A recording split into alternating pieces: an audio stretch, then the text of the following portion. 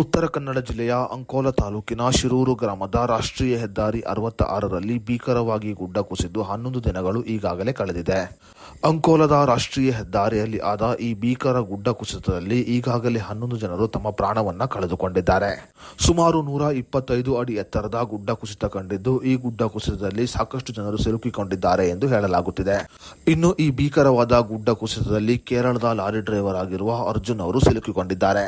ಇಷ್ಟು ದಿನ lorry driver Arjun ಅವರು ಬದುಕಿದ್ದಾರೆ ಎಂದು ಊಹೆ ಮಾಡಲಾಗುತ್ತಿತ್ತು. ಆದರೆ ಆ ಊಹೆ ಕೂಡ ಈಗ ಸುಳ್ಳಾಗುತ್ತಿದೆ.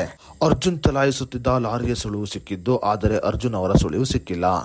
ಹೌದು, ಅರ್ಜುನ್ ಅವರು ಚಲಾಯಿಸುತ್ತಿದ್ದ ಲಾರಿ ಸಂಪೂರ್ಣವಾಗಿ ನೀರಿನ ಒಳಗಡೆ ಮುಳುಗಿ ಹೋಗಿದೆ. ಇನ್ನು ಈ ಭೀಕರವಾದ ಗುಡ್ಡ ಕುಸಿತದಲ್ಲಿ ಅರ್ಜುನ್ ಅವರು ಚಲಾಯಿಸುತ್ತಿದ್ದ ಲಾರಿ ಕೊಚ್ಚಿ ಹೋಗಿ ಗಂಗಾವಳಿ ನದಿಯಲ್ಲಿ ಮುಳುಗಿದೆ ಎಂದು ತಿಳಿದು ಬಂದಿದೆ. ಸದ್ಯ ಅರ್ಜುನ್ ಅವರು ಚಲಾಯಿಸುತ್ತಿದ್ದ ಲಾರಿಯ ಸುಳಿವು ಸಿಕ್ಕರೂ ಕೂಡ ಅದನ್ನ ಮೇಲಕ್ಕೆತ್ತಲು ಸಾಧ್ಯವಾಗುತ್ತಿಲ್ಲ.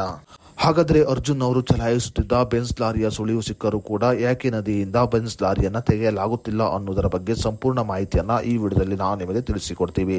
ಅದಕ್ಕೂ ಮುನ್ನ ನೀವಿನ್ನು ವಿಡಿಯೋನ ಲೈಕ್ ಮಾಡಿಲ್ಲ ಅಂದರೆ ಈಗಲೇ ಲೈಕ್ ಮಾಡಿ ಮತ್ತು ನಾಡು ನುಡಿ ಯೂಟ್ಯೂಬ್ ಚಾನಲ್ ಸಬ್ಸ್ಕ್ರೈಬ್ ಮಾಡಿಕೊಂಡಿಲ್ಲ ಅಂದರೆ ಈಗಲೇ ಸಬ್ಸ್ಕ್ರೈಬ್ ಮಾಡಿಕೊಳ್ಳಿ. ಸತತ 10 ದಿನಗಳ ಕಾರ್ಯಾಚರಣೆಯ ನಂತರ ಅರ್ಜುನ್ ಅವರು ಚಲಾಯಿಸುತ್ತಿದ್ದ ಬೆನ್ಸ್ ಲಾರಿ ನದಿಯಲ್ಲಿ ಮುಳುಗಿರುವುದು ತಿಳಿದು ಬಂದಿದೆ. ರೆಡಾರ್, ನೌಕಾದಳ ಮತ್ತು ಮಿಲಿಟರಿ ಸಹಾಯದಿಂದ ಲಾರಿ ಇರುವ ಸ್ಥಳವನ್ನ ಗುರುತಿಸಲಾಗಿದೆ. ಇನ್ನು ಗಂಗಾವಳಿ ನದಿಯಲ್ಲಿ ಲಾರಿ ಮುಳುಗಿರುವುದು ತಿಳಿದರೂ ಕೂಡ ಲಾರಿಯನ್ನ ಮೇಲಕ್ಕೆ ಎತ್ತಲು ಸಾಧ್ಯವಾಗುತ್ತಿಲ್ಲ. ಉತ್ತರ ಕನ್ನಡ ಜಿಲ್ಲೆಯಲ್ಲಿ ಭಾರೀ ಮಳೆಯಾಗುತ್ತಿರುವ ಕಾರಣ ಗಂಗಾವಳಿ ನದಿಯಲ್ಲಿ ಪ್ರವಾಹ ಉಂಟಾಗಿದೆ. ಇನ್ನು ಗಂಗಾವಳಿ ನದಿಯಲ್ಲಿ ನೀರಿನ ಮಟ್ಟ ಏರಿಕೆ ಆಗಿರುವುದರ ಕಾರಣ ನುರಿತ ಅಧಿಕಾರಿಗಳಿಗೆ ನೀರಿನ ಒಳಗೆ ಧುಮುಕಲು ಸಾಧ್ಯವಾಗುತ್ತಿಲ್ಲ. ರೆಡಾರ್ ಮತ್ತು ಡ್ರೋನ್ ಲಾರಿ ಎಲ್ಲಿದೆ ಅನ್ನುವ ಸುಳಿವನ್ನ ಕೊಟ್ಟಿದೆ. ಆದರೆ ಡ್ರೋನ್ ಮತ್ತು ರೆಡಾರ್ ನೀಡಿರುವ ಮಾಹಿತಿ ನಿಜಾನ ಎಂದು ತಿಳಿಯಲು ಆ ಜಾಗಕ್ಕೆ ಇಳಿಯಬೇಕಾಗಿದೆ.